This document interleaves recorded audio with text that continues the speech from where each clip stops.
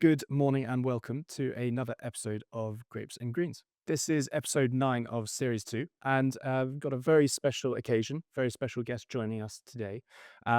We are currently on a great trip to Champagne in France to support the brand, to show a couple of our clients around the brand as well. And therefore, we are delighted to be joined by Charles from Frerejean Frères. Charles, welcome. Thank you so much for having me. It's a pleasure to be here with you. We've spent the last sort of 24 hours getting to know you a little bit Yeah. better, the estate a little bit better, and the story and the heritage and everything to do with the wines that you produce a little bit better. So first of all, thank you. Absolute privilege and a pleasure to be here as well. No, my pleasure. And it'd be good to, I suppose, first off, start with you and your story and the story of Frerejean Frères. Where did it start? Where was it incepted? And Yeah. what was the idea and the process behind that? Yeah, absolutely. So, first of all, thank you so much for having me. I think it's great that we can have this kind of format and discussion about wine. And we are talking with Neil there about the huge similarity that you can find between the wine world and the golfing world. And I think it's fun to explore that together. So, Absolutely. thanks for that. And so Frerejean Frères is a fairly recent project, all in all, especially considering the legacy of the Champagne winemaking region, which dates back to quite a while. Created in 2005.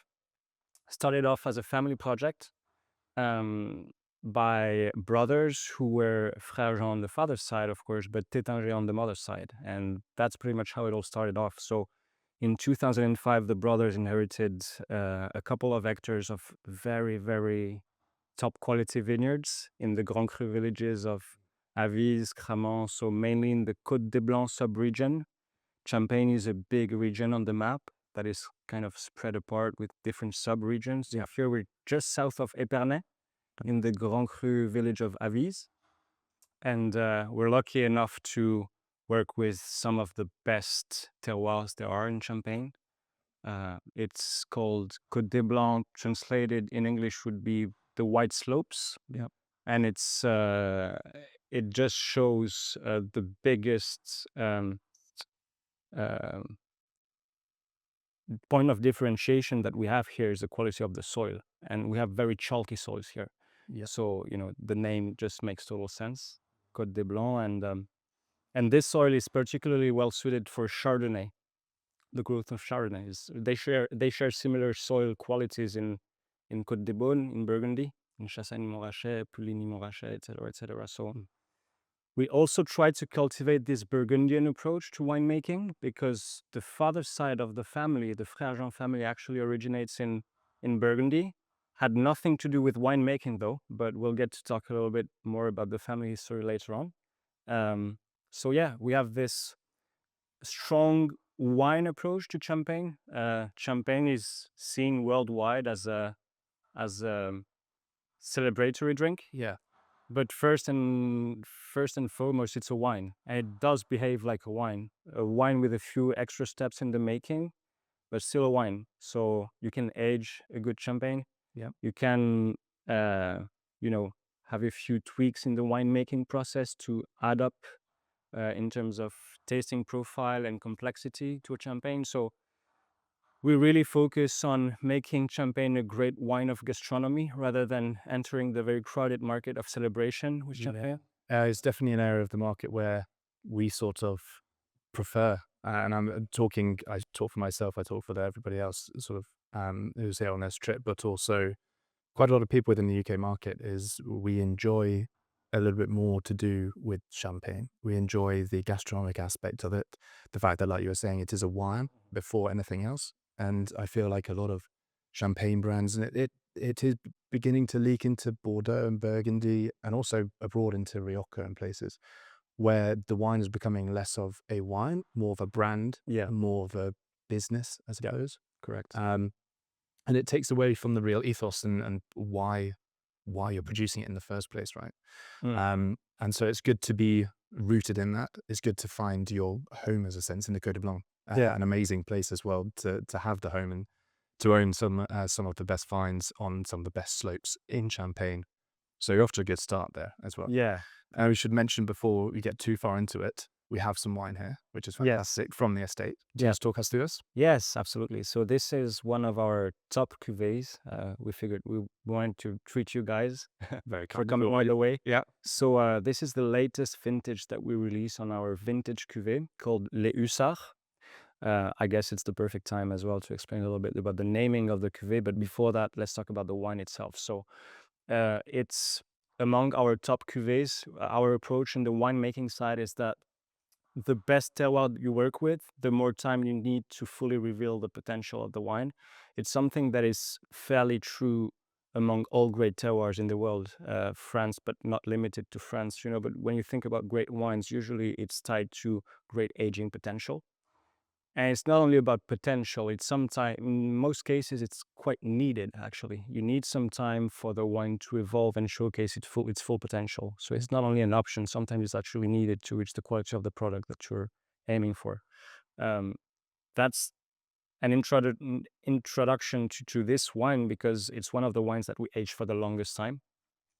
Traditionally, vintage champagnes are aged for quite a bit longer than regular champagne. So most champagnes are non-vintaged. There's always what we call reserve wine included in the blending of champagne. So champagne winemaking is a complex process. It's probably the most complex winemaking region in terms of winemaking process, and also the most open in terms of different allowed processes. Yeah. One of those processes is blending different vintages. So most champagnes are non-vintaged, but on especially great conditions, on great years, you can still produce a vintage champagne. So that's what we did with this one. Cuvée des Hussards, it's our vintage cuvée. The latest released is 2013. It was bottled in early 2025. So we put in the bottle in 2014, actually, to age in our cellar, and then corked in 2025. So overall 11 years of aging. It's a blend of 90% Chardonnay and 10% Pinot Noir. Very straightforward winemaking, stainless steel and enamel vats. So no oak vinification, no oak aging, neither. Yeah. And vintage champagnes in general, but I think it's even more true with this one in particular, are great for further bottle aging. So when we talk about aging in champagne, there is this compulsory process right after the second fermentation of keeping the bottles for a minimum of 15 months for regular champagne and 36 months for vintage champagne. Yeah. In the cellars with the lees still in contact. So long story short, I don't want to get too geeky about the wine process. Okay. Don't worry about it. Allowed? All right. So to make a champagne, long story short, you have a base wine that is fairly low alcohol, about 11 ABV, and quite acidic as well. Usually we're in a northern climate here, so a rather cool climate for grape cultivation, and that leads to quite fresh and sharp profiles in the wines. So you start off with this base wine that is usually fermented in stainless steel, enamel vats, sometimes oak. But that's just the first phase of the process. Then you need to get the bubbles inside. There's a few different ways to make sparkling wines. There's only one that's allowed in Champagne. It's the traditional method. We also refer to it as méthode champenoise. Yep.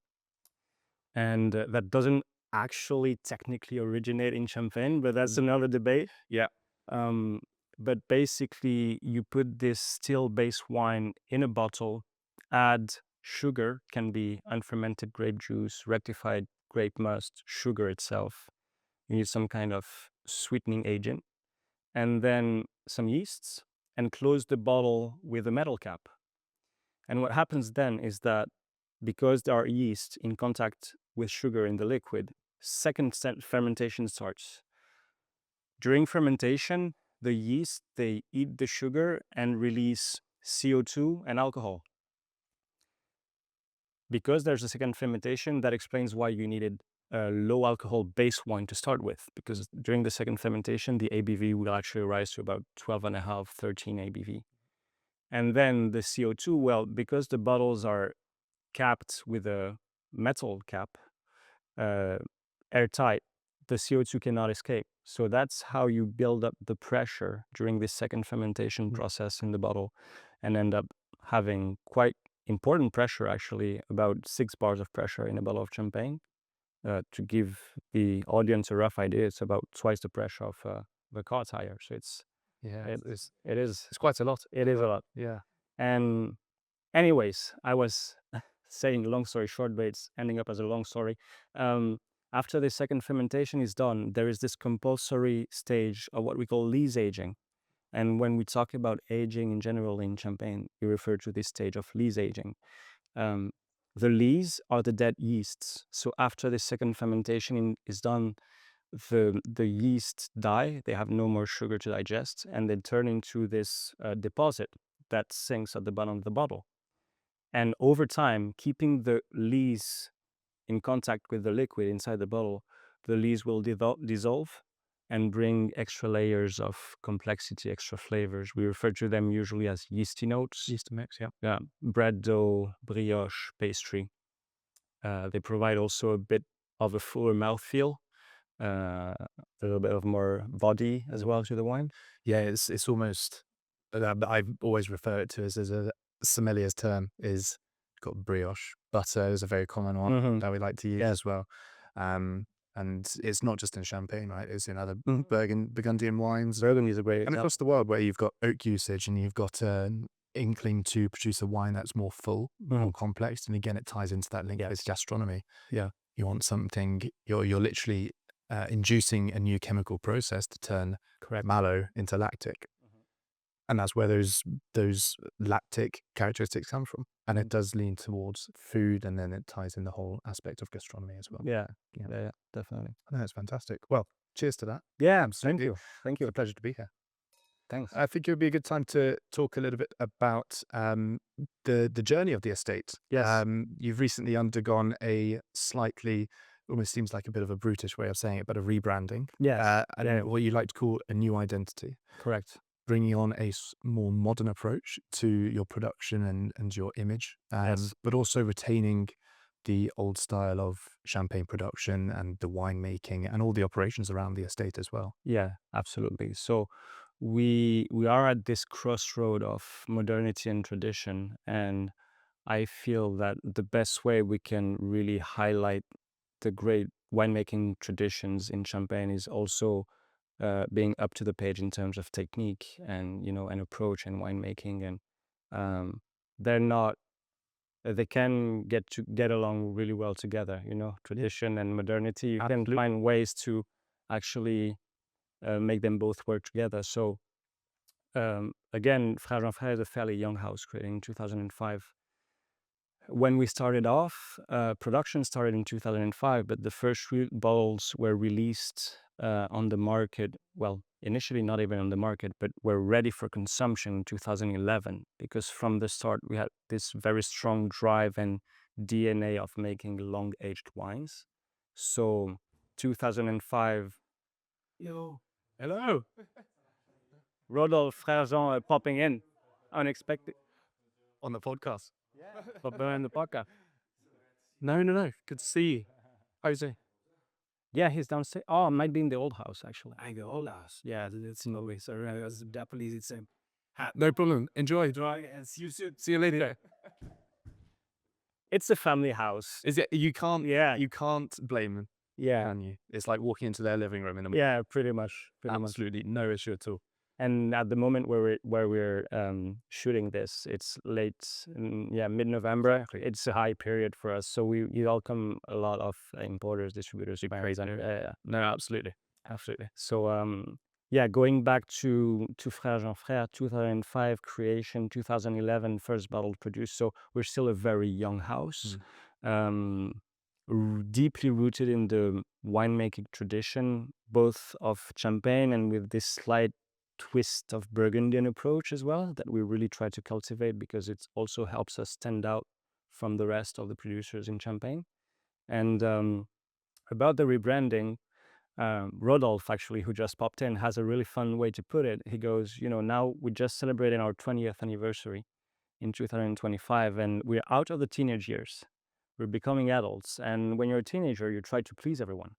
Absolutely. And when you grow up, you're more sure of your strength and you're more focused on what you're doing in life. And I think it's a very um, good way to put it about what's happening with Frerejean Frères. So for a while, we were trying to figure out the direction where Frerejean Frères really needed to go. Not so much in terms of the winemaking, because from the start, we're absolutely convinced and also well encouraged by the feedback that this winemaking direction was the right way to go. We get tremendous feedback on the quality of our wine, but rather in terms of storytelling and positioning and visual identity. It was lacking homogeneity. It was going in all directions, trying to please everyone again. So we focused in 2025 back on our DNA, which is making high quality wines from Champagne with a strong gastronomic approach. And we wanted to have this new visual identity that showcases this positioning and this DNA. So we went with much more modern looking bottles that also kind of stand out from the rest of the Very different. yeah Right. from Don't get many producers who adopt not just regular labeling with different foils, especially considering the cost aspect of it, first and foremost. At the end of the day, a champagne house is got to stay alive. It's got to stay Yeah. afloat, right? But also incorporating more modern etching into the bottle, the different styles, the different bottle shapes, glass types. Yeah. And you've moved to a different bottle shape now, haven't you? For Yes, sort of correct. cuvées moving forward. Correct. It takes a little bit of time to replace the current formats because, again, we just wrapped up the Harvest 2025. Those bottles we'll be lucky to try in, for the Grand Cru, especially 8 years minimum. So it's a bit efficient. We can wait. Yeah, We'll wait. But by 2030, we'll have a more homogeneous bottle shape throughout the whole line, and that's the last tiny detail that's lacking so far with the switch of the visual identity. We also wanted bottles that showcase the singular history of Frerejean Frères. It's a short history, but I mentioned the Taittinger side of the family on the mother side, but the Frerejean family was also a quite important aristocratic family in France. As they started, and it's funny because it also started off as a brotherly project. In the 18th century, the brothers Taittinger created a cannon manufacturer, and they were at the right place at the right time because it was right before the French Revolution. So they ended up selling a few cannons to Louis XVI, the last king before the Revolution. And then soon later, Napoleon came into power, and this guy had big plans for Europe, which involved a few cannons. Just a few. Just a few. So the Frerejean brothers started this cannon-making company called Frerejean Frères, same name as the Champagne house today, and became the official suppliers of cannons for the army of Napoleon. So we wanted to also highlight this heritage. We kept our logo as a couple of cannons. Yeah. Yeah. About just there. Correct. And also the name of the wine that we're having now, the Hussard, they were Napoleon's cavalry, especially in his campaign in Russia. And those guys, the Hussars, they were frontliners, horse riders, short-lived. And Napoleon, with his brilliant military mind, knew that he needed some stars in his army. So he pretty much made the Hussars the stars of his army. And he used to offer them each a bottle of champagne to celebrate victories on the battlefield. And the Hussars, as horse riders, their main weapon was a saber. And they were the first ones to actually start sabering champagne to celebrate victories. Yeah.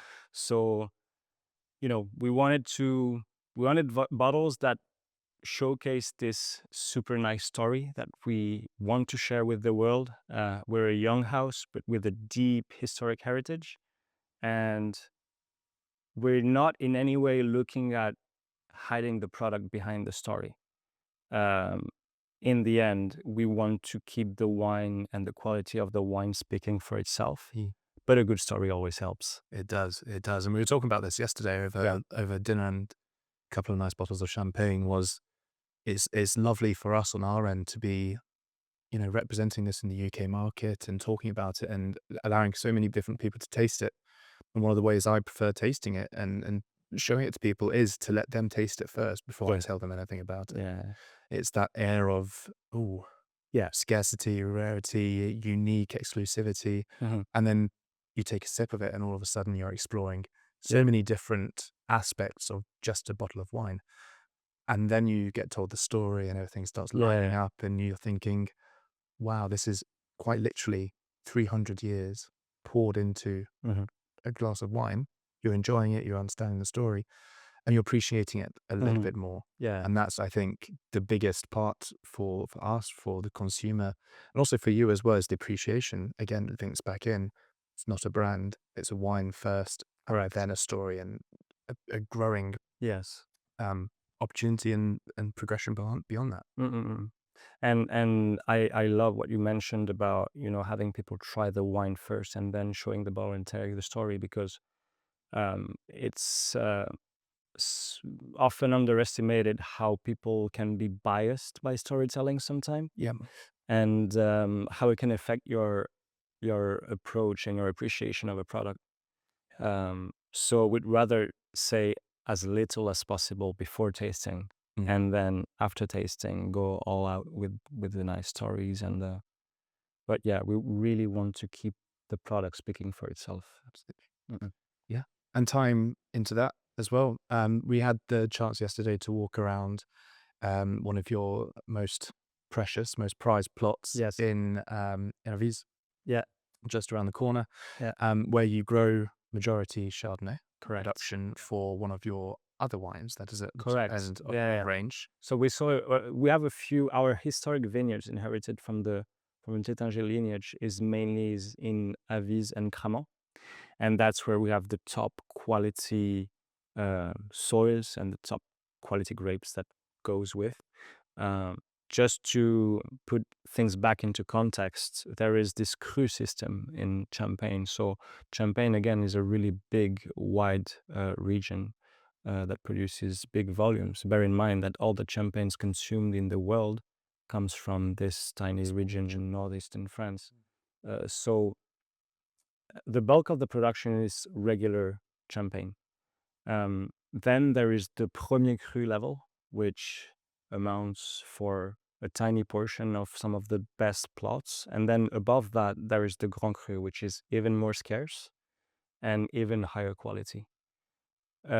Keeping things simple, the bulk of the production is in the plains, and then the steeper the slopes and the higher the quality of the soil, the more you move up in the ranking.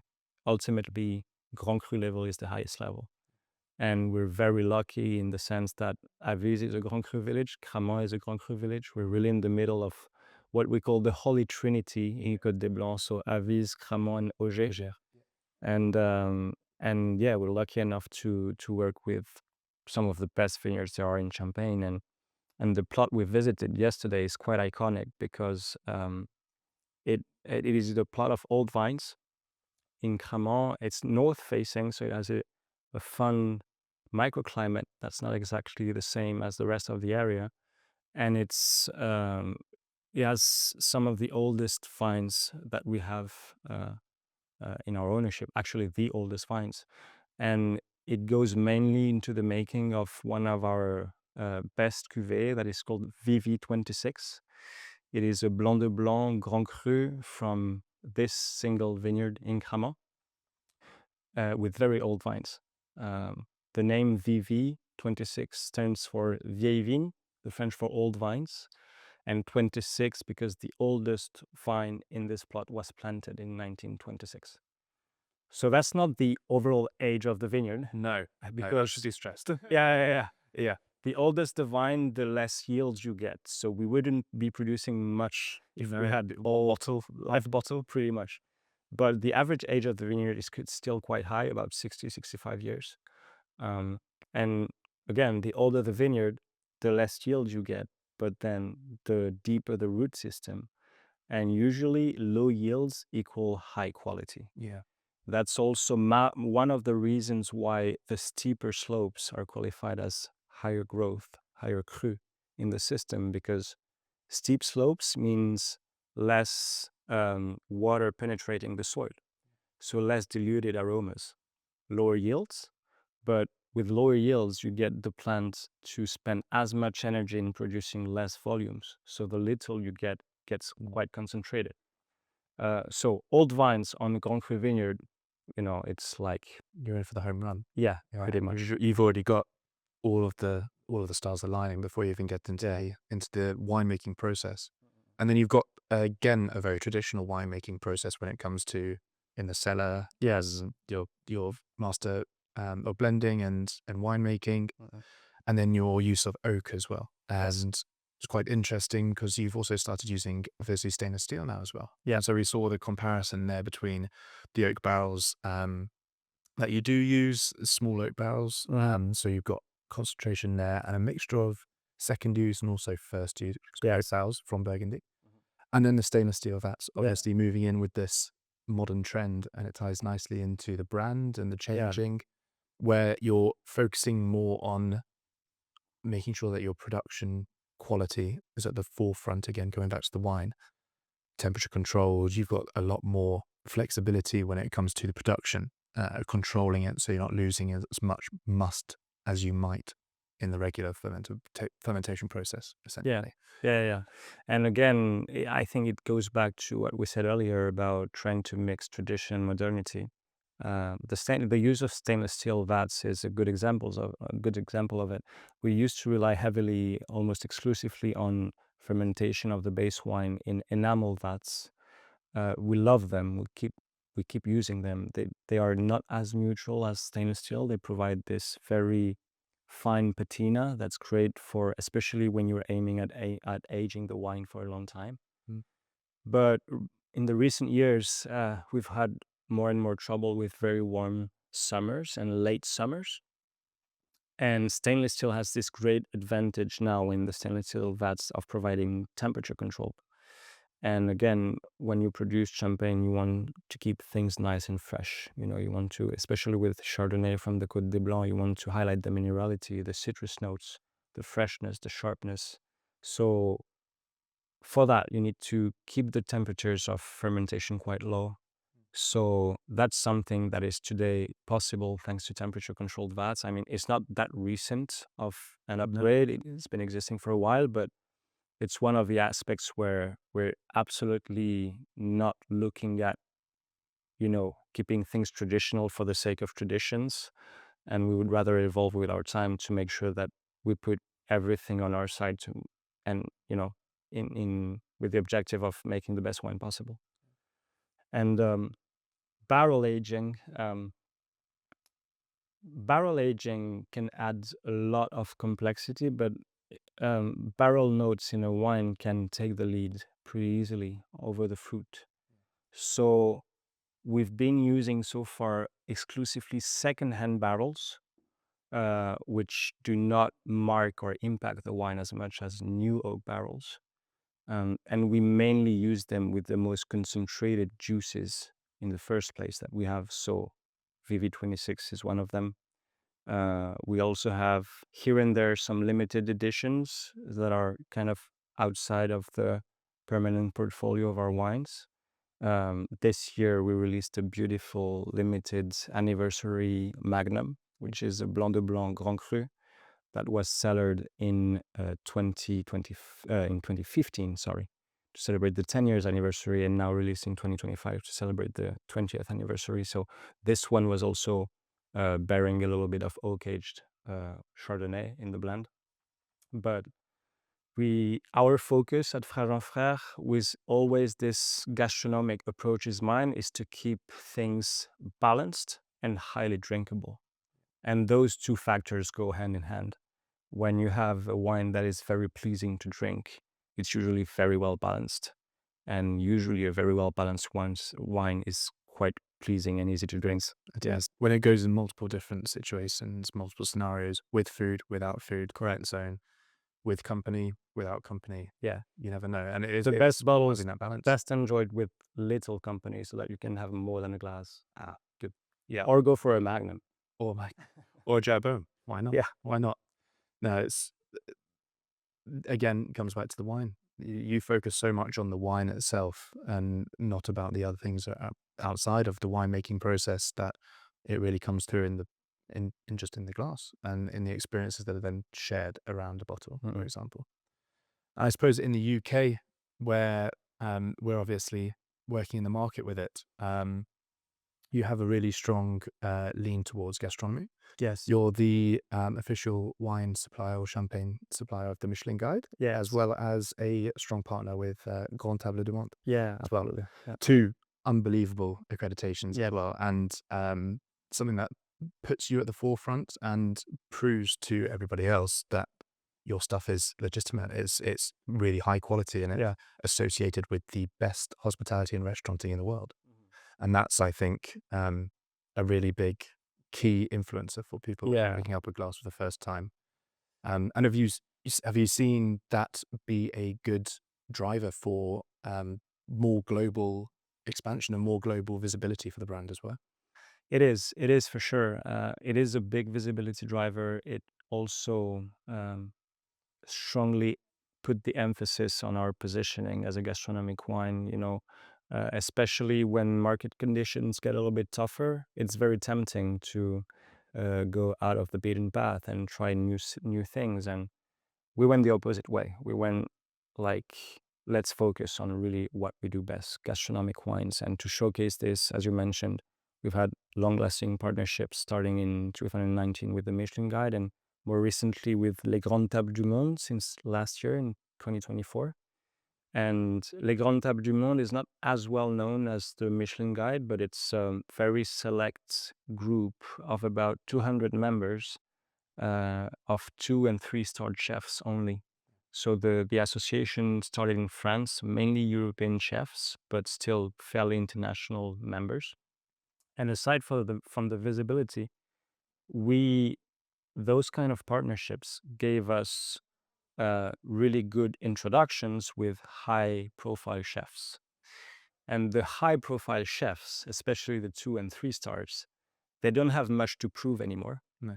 And they can get brutally honest when they talk about the quality of your stuff.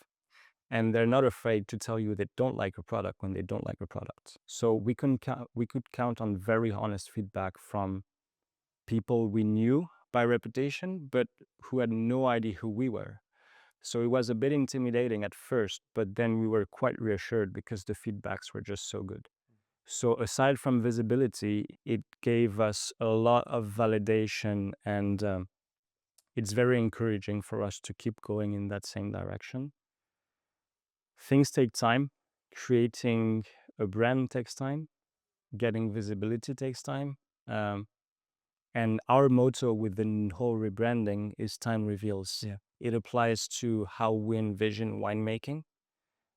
I think it also includes how we should enjoy wine, because when you have a great wine in the glass, you don't want to. I mentioned drinkability earlier. Sometimes tempting to finish the bottle quite quick and order a second one. But great wines, you take some time to enjoy them as well.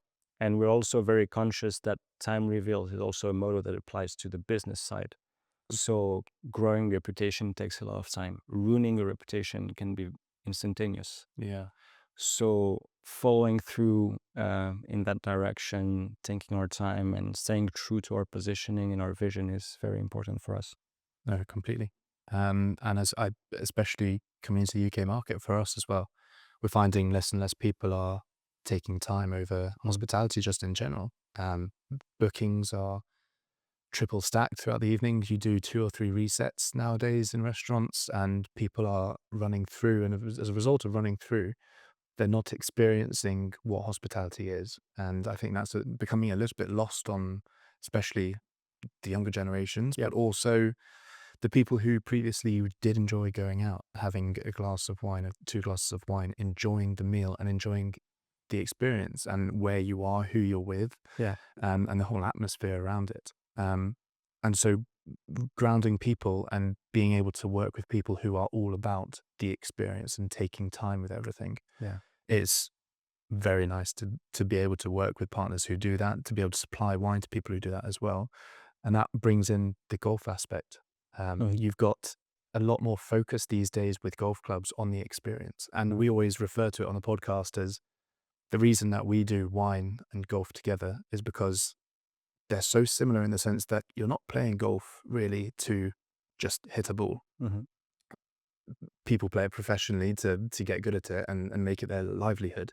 But you don't play it to just hit a ball. You play it because you're keen on walking around these grounds that have been here for God knows however long, to witness and be a part of the 18th on St Andrews or something, and have the experience over 4 hours of being able to do that, and then go back to the clubhouse, which has stood there for, again, who knows how long, enjoy a bottle of wine that has come from 200-year-old plots or whatever, and then again take that time. And people are finding, especially these days, that you're using both of those experiences, you're combining them together. And so people will come off the golf course, go into the clubhouse, have a beer, and then think, right, let's have a bottle of wine because I've got some time now. Yeah. And it links into the family aspect of it as well. People enjoying more the hospitality and the experience aspect of it. And to have a good experience, it's got to take time. So that's a testament to the wine as well, not just in the process, but also the drinking of it and the experience and the brand identity. Like you said, Les Temps Revers. Yeah. Long time. Yeah, absolutely. And I want to stress, I think you said something really important about experience. And that's something most companies today, service, but product companies as well, are really looking for. We don't sell products anymore. We sell experiences. We sell a sense of belonging. We sell much more than just a product. So you have to take all those considerations in mind when thinking about developing products or just talking about existing products as well. And the experience is key for sure.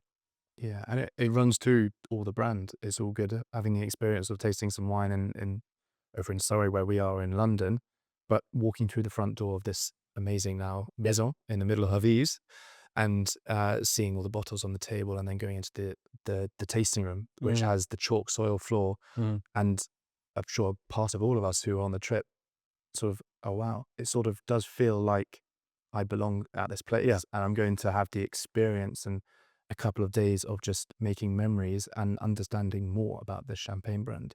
Again, the experience, it all builds in, and that's what brings people back to the brand and also gives people confidence in it, is the experience and the memories that are formed as a part. I mean, my favorite wine memories for however long I've been doing it have always been not the wine itself. And a lot of people say this, it's not the wine, it's the experience associated with the wine. Yes. It's who you were with, what you were talking about. Yeah. And going from there. And it's an amazing piece and part of life which brings people together. And again, golf courses do that as well. Yeah. And it's unlike anything else in the sense that you can sit down for 8 hours over a meal, or sit on a course, or just go around a course for 4 hours and have that experience and bringing people together and enjoying something as a group. And I don't think we get enough of that these days. Yeah, true. Everything's going real quick today, and taking time is a more and more scarce resource.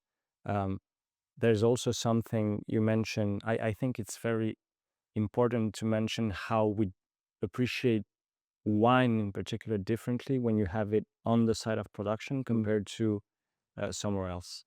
And you mentioned we just finished refurbishing this beautiful kind of boutique hotel in our house in Avise. We love to welcome guests here, but it's paramount for us that we don't make it the introduction of our products. We don't make it the entry door.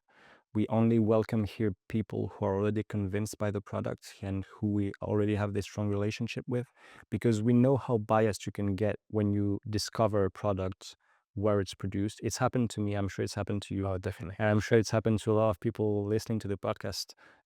When you go and visit an estate, you enjoy the wine so much, and then you end up buying a few cases, and back home you taste the wine like a few weeks later and you're like, oh, I had a better memory of it. Yeah. Slightly disappointed. It's happened to me countless times. We'd never want to put up a big show in order to convince people. We want to use this facility in Avise and create strong relations with people who are already convinced by the liquid inside the bottle. Yeah. Everything around it to us is secondary. Yes, we worked on very nice looking bottles. Yes, we renovated this beautiful house to welcome guests and partners, but Yep. that's not the selling point. Absolutely. Absolutely.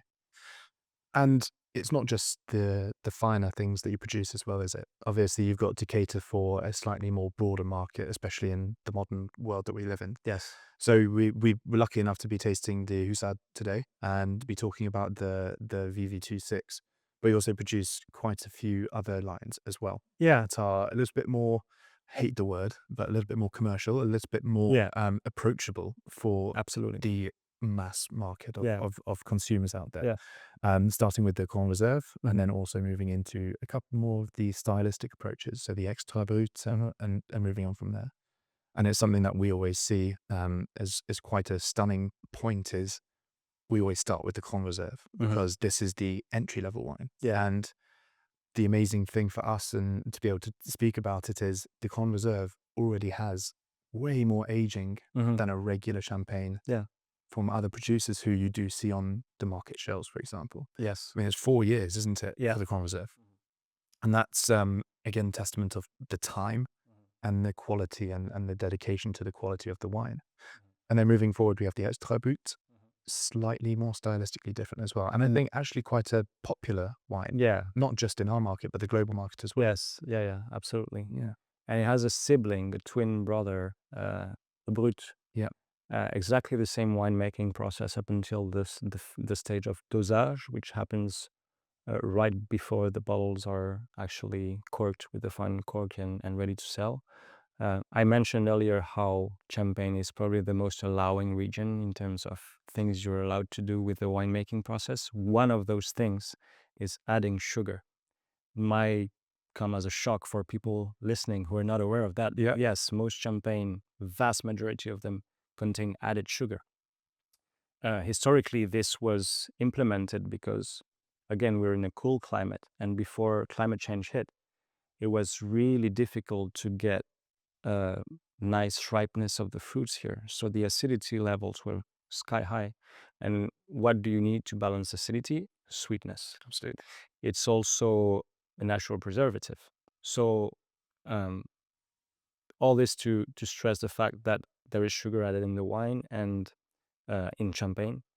And our philosophy on the dosage recently is there's been this trend of lower and lower dosage, which makes kind of sense, all things considered, because when you consider that the years are getting warmer and warmer, technically you need a little bit less dosage today than you did in the 80s or the 90s.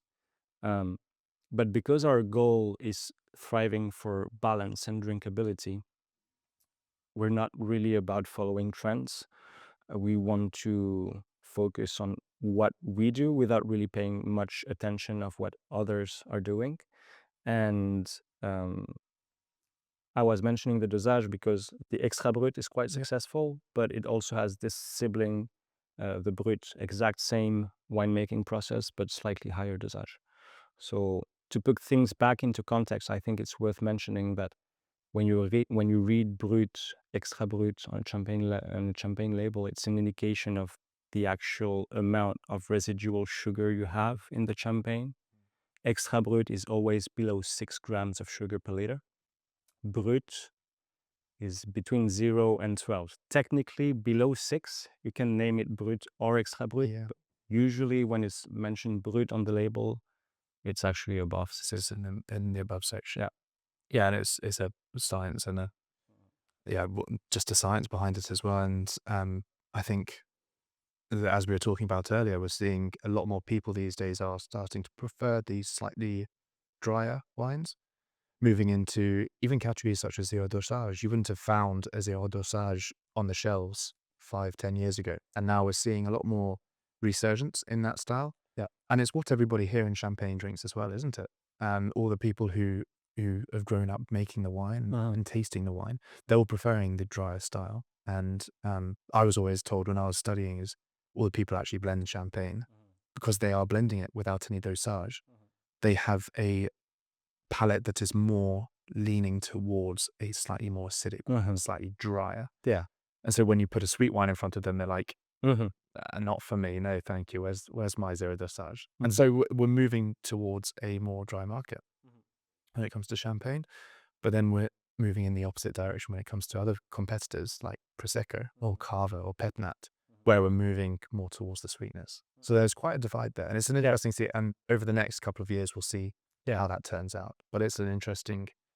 I mean, what's your thought on it? Do you think we'll start to see another move back to a slightly sweeter style of champagne? It's very hard to predict. I think there's lots of different working pieces involved in those trends, and I think one of them is health concerns.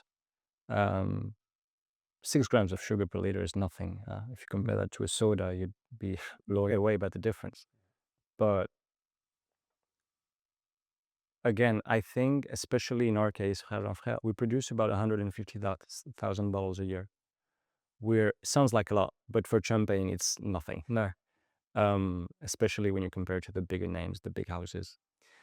We're too small, in my opinion, to pay too much attention about the macro data.